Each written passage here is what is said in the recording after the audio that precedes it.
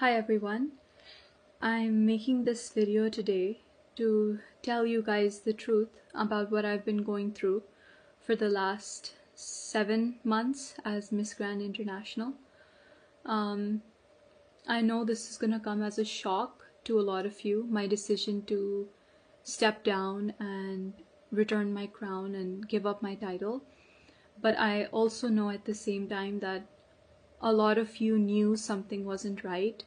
You could sense, I read all the comments, so I know a lot of you could tell that my reign wasn't going very, very well, and there were issues with the organization on their end, and I just want to be completely transparent for all of you. I want you to know the reasoning behind this. You've supported me so much, even now, and you deserve to know the truth. And more than that, I'm doing this because there are so many girls all over the world who have the same dream that I did when I entered this competition, and I wanted to win the first crown for India, and I did win the first crown for India.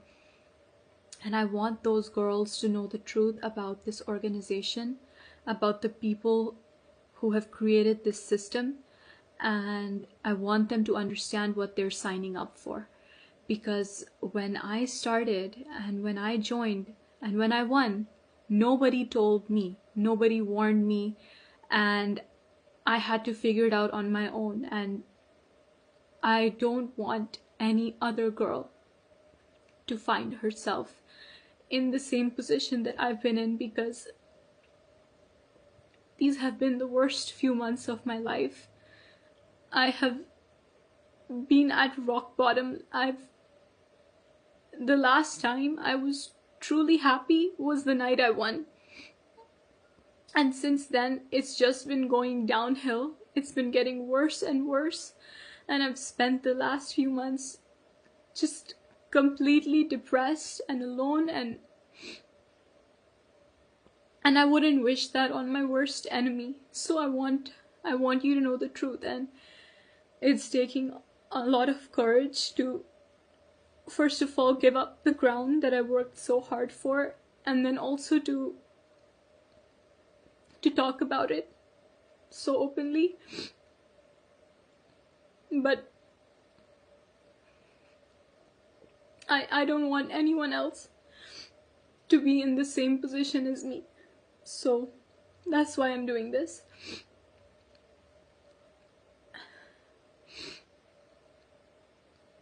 You all know how much effort I put into this dream of winning, how hard I worked from the beginning. And that's true for so many girls who join.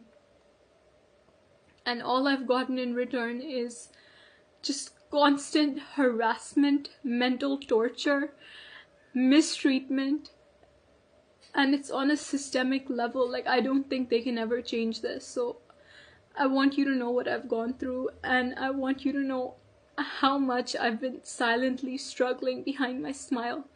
And I know it's seemed like everything is okay, but like, you have to make it look that way when the whole world is watching you and there's always just cameras on you.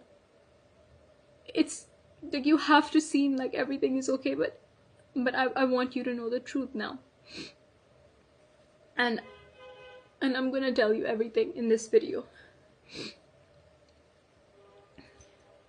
First of all, when I joined the competition, I had absolutely no idea that countries were paying for votes, okay? And then the Miss Grand International organization happily accepts them in the form of votes or in the form of, donations. And you guys don't know that. And of course, like, when I found out, like, we couldn't afford to pay for the votes. We didn't have that knowledge, and that's why it was so difficult to compete in terms of votes. You guys know, when I was in the personal interview, Nawat asked me, why do you not have votes? And it's because I wasn't paying to buy votes like every other person was. And honestly, like, it's not even their fault. Like, of course, if they have the option, why wouldn't they do it? Like, everybody wants to win. And the countries who've paid huge amounts of money for votes or for donations. Like, of course, if their girl doesn't win, they would be upset because they've basically paid for it and they expect something in return. Nothing is promised, but they expect that, yeah, we've paid, we'll get some return on it. And I don't blame the countries at all. Like, everybody's doing what they can to win, but it is the organization's fault for accepting this and for setting this standard. Because what about the girls who can't afford it? What about the countries who can't afford it, or the national directors who don't know about it, or who don't have access to those kinds of funds, like me? Truly, the only reason I won, despite all of this voting and all of this that was happening, the only reason I won is because of the amount of public support I had. I mean, I think about it now and it still gives me goosebumps, the way people cheered for India, and the way, like, if you asked anybody, they would say they were rooting for India. And on social media and in Thailand, in real life, there was just so much support for me, and I'm so grateful for that, because that is truly the only reason that I won. Honestly, I want you to think about all the franchises and the national directors who lost their licenses this year, or who gave it up or whatever. Like, it's actually insane, the number of directors who've been in the business for years and they chose to give up their license. Why do you think that is? Who do you think the problem here is, the common problem? I mean, truly, it is impossible to work with the Miss Grand International organization.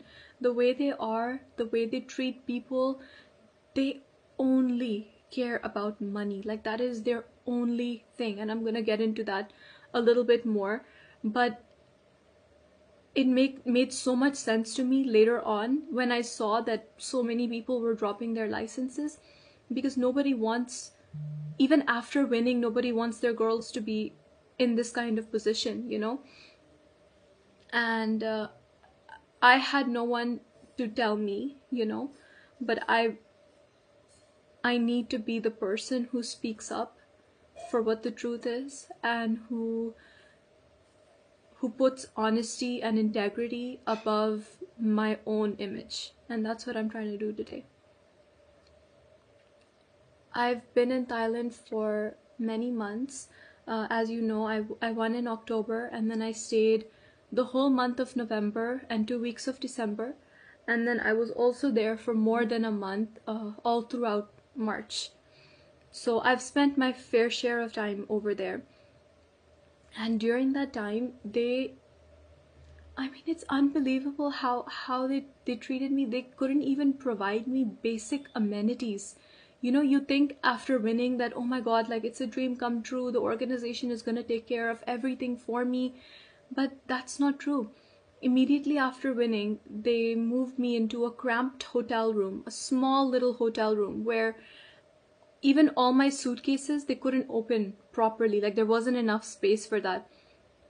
And I lived in that hotel room for more than a month, more than 1 month.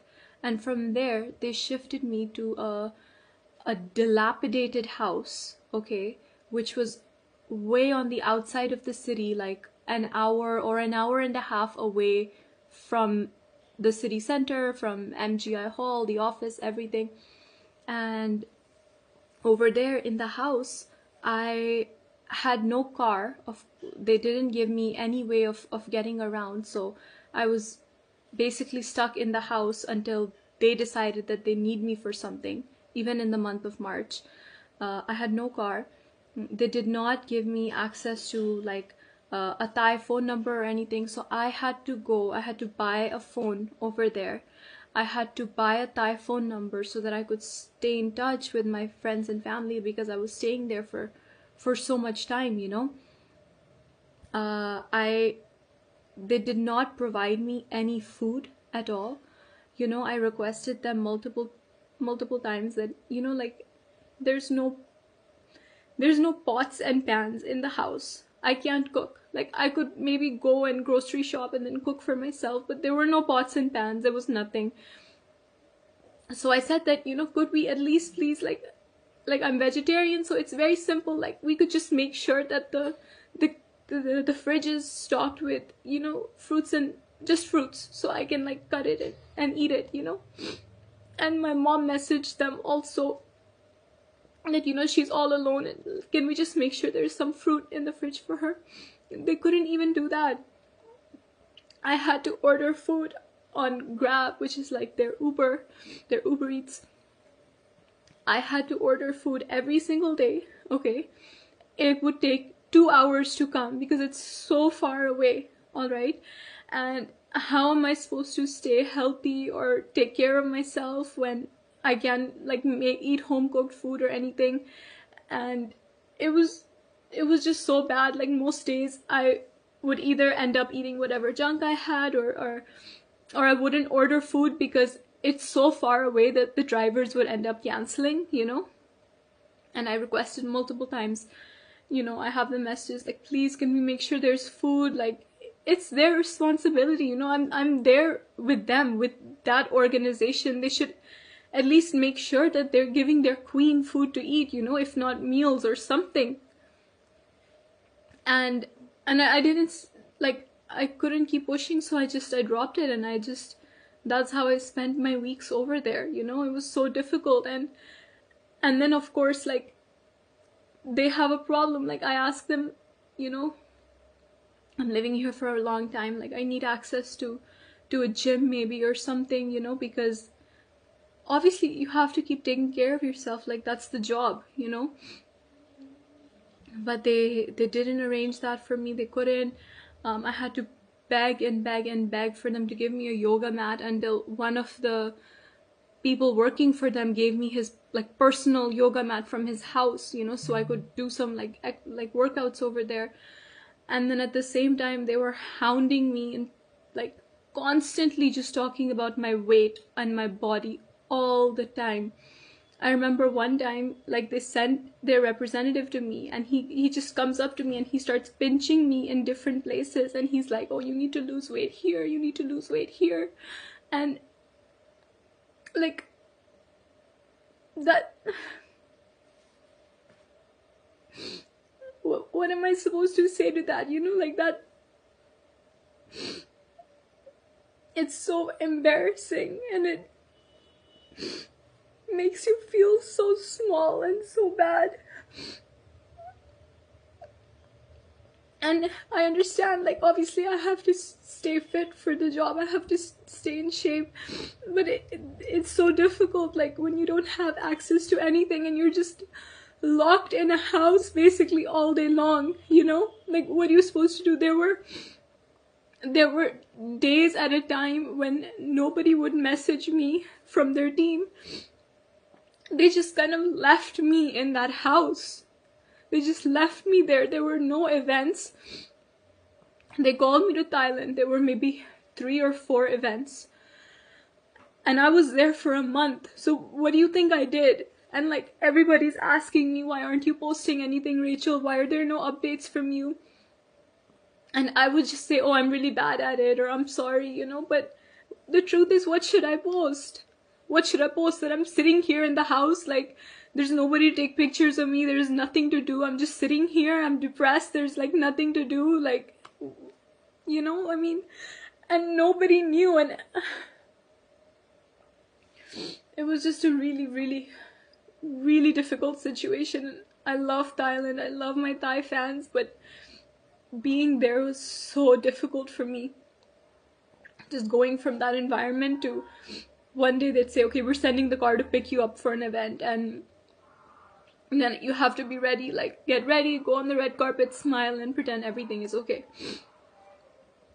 And I never spoke with the team. I never spoke with Nawat or Teresa. We literally would meet on the red carpet and just smile and pretend like everything is okay, and like we're best friends, and they're Papa Nawat and Mommy Teresa and me, and we're just one happy family, you know. But the truth is, they don't know if I'm frankly alive or dead until we meet on the red carpet and smile for the cameras together. That's all they care about, is getting that picture. And it's just such a false narrative, because you guys are so sweet and you keep saying, oh, you look so happy together, you look so like they're really taking care of you, and like